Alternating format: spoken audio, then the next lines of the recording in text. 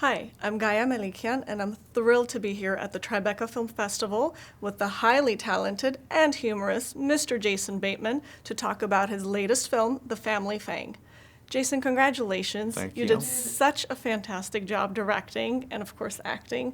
Thank It you. felt natural. It was so intriguing, charming. I just adore this film. It was great. Oh, thanks so much. So how did you get involved with this movie? Was it a passion project for you? No, this is something that came my way through my agent. As I understand it, Nicole Kidman really liked Bad Words, which was the first film that I directed, and she had an idea that maybe I might like to play the part of the brother and to direct this film, and so it came to me, and I read it immediately, hearing that, because Nicole Kidman knows who I am, A, and B, wants me to act with her and direct her, was I thought might have been a practical joke. So I read it quickly and said yes very quickly, because it kind of represented I wanted to do something a little bit more complicated and tonally as a Right. director and perhaps as an actor, and this was that. Jason, I noticed that in quite a few scenes, the primary audio is the score. It's like you let the music and the acting tell the story over the dialogue, which is quite enjoyable to watch. What prompted the idea? Well, Carter Burwell was our composer, and he's perhaps the biggest star in this movie. So I wanted to make sure that he had as much opportunity as possible to contribute to the film, and I took everything he would give me. It's, as I said, it's a something that is complicated in its tone, and oftentimes you need the score to be a guiding element in that. You've also got to kind of process what you just saw and maybe get ready for what you're about to see, and oftentimes that is stuff that is a space that doesn't have dialogue. It has mostly imagery and music, and I enjoy, as a director, creating those sequences. Yeah, I mean, I think that your technique, it spoke more to the audience and it was more effective to me, at least as a viewer, than, just pure dialogue. I just found it very intriguing. Thank you. Jason, there's a nice central message that surfaces a few times.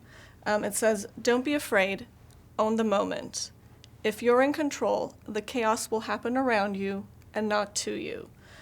Do you practice this philosophy in your career or personal life? I think that's probably, whether we're all aware of it or not, something that we all strive for. We'd love to all be pretty centered and comfortable in our skin, and Right.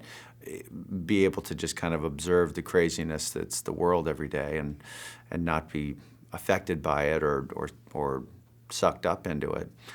So I guess if you can find a few moments that are like that every day, you're probably on the right track. Jason, as a director, what is one technique that you've consciously picked up from a director whom you admire and have worked with before? Well, I've probably stolen this from some director, but I couldn't tell you which one specifically. But I do always like the directors that help the actor execute the performance that actor wants to do, as opposed to trying to talk to or jam that actor into playing the part the way the director has always seen Right. it and heard it in pre-production. That's more easier said than done, but I think the really good directors are the ones that are comfortable enough to do that. Thank you so much. It was a pleasure chatting with you. Thanks Thank a you. lot. I'm honored to be sitting across legendary actor Mr. Christopher Walken and his lovely co-star Ms. Marianne Plunkett. Congratulations on this new project. You two brought such humor to the film. I loved it. Please tell me about the dynamic between your characters.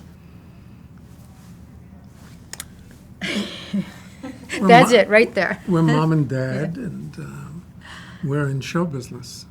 Very nicely said, concise and exactly put. Yes, you seem to have this comfortable, endearing, mischievous chemistry. Did you have fun working together? Yes. It seemed like it. It was just fantastic watching you guys. And Jason and Nicole made that, atmosphere. There was, of course, we all knew our lines and so on, but there was a lot of It's a playful A lot of atmosphere. playful, Yeah. playful, yeah. Mr. Walken, you're a brilliantly prolific actor, and you have mastered diversity in your range. Is there a particular role that you tell yourself, I'd still like to experience that? I don't know. I mean, I played a lot of villains. Might be nice to play a.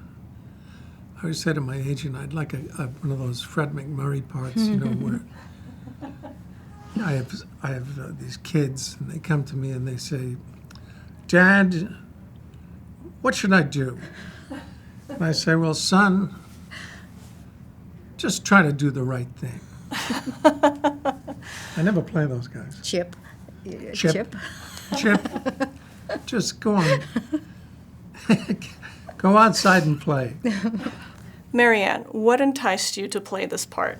I was offered it. No, that's of course. Really, that's true. Actors, they say, what made you take this part? Well, it's his part, and, I got and a that's job. what I do. I got a job. I got a job.